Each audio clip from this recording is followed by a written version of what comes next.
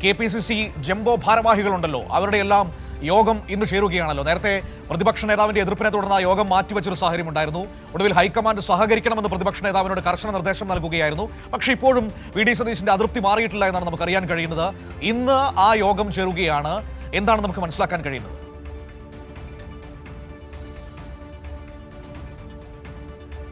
തീർച്ചയായും വലിയ പ്രതിസന്ധികൾക്കിടയിൽ തന്നെയാണ് ഇന്നിപ്പോൾ യോഗം ചേരുന്നതും എന്ന് തന്നെ പറയേണ്ടിയിരിക്കുന്നു. കാരണം തർക്കങ്ങൾ ഒഴിഞ്ഞിട്ട് യോഗം നടത്താനാണെങ്കിൽ KPCCയുടെ ഭാരവാഹി യോഗം നടക്കാതെ പോകുന്ന ഒരു സാഹചര്യമായിരിക്കും ഉണ്ടാവുക. ആ ഒരു പശ്ചാത്തലത്തിലാണ് തർക്കം രൂക്ഷമായി നിൽക്കുന്ന സാഹചര്യത്തിൽ പോലും നേതാക്കളെ എല്ലാവരെയും ദില്ലിയിലേക്ക് ഹൈക്കമാൻഡ് വിളിപ്പിക്കുന്നതും തുടർന്ന് അവിടെ പ്രതിപക്ഷ നേതാവ് സ്വീകരിച്ച ഒരു നിലപാടെന്ന് പറയുന്നത് DCC അധ്യക്ഷനെ, തിരുവനന്തപുരത്ത് DCC അധ്യക്ഷനെ തീരുമാനിക്കാതെ താൻ ഒരു രീതിയിലും സഹകരിക്കില്ല എന്നുള്ളൊരു നിലപാടായിരുന്നു. പക്ഷേ സതീഷിനെതിരെ രൂക്ഷമായിട്ടുള്ള വിമർശനം കേന്ദ്ര നേതാക്കളിൽ നിന്നടക്കം ഉണ്ടാകുന്നൊരു സാഹചര്യമാണ് ഉണ്ടായത്. തുടർന്ന് ഒരു 17-അംഗ കോർ കമ്മിറ്റിയൊക്കെ തീരുമാനിച്ചിരുന്നു. അതിന്റെ അടിസ്ഥാനത്തിൽ ഇവിടെ അടിയന്തരമായി തന്നെ KPCCയുടെ ഭാരവാഹി യോഗം ചേരണം എന്നുള്ള നിർദ്ദേശവും നൽകുകയായിരുന്നു. ഈ മാസം 23-ന്, ഈ മാസമല്ല, കഴിഞ്ഞ മാസം 23-ന് ആണ് ആദ്യം യോഗം ചേരാൻ വേണ്ടി തീരുമാനിച്ചിട്ടുണ്ടായിരുന്നത്. പക്ഷേ ഈ പറയുന്ന തർക്കങ്ങൾ കാരണം അത് നടക്കാതെ പോവുകയായിരുന്നു.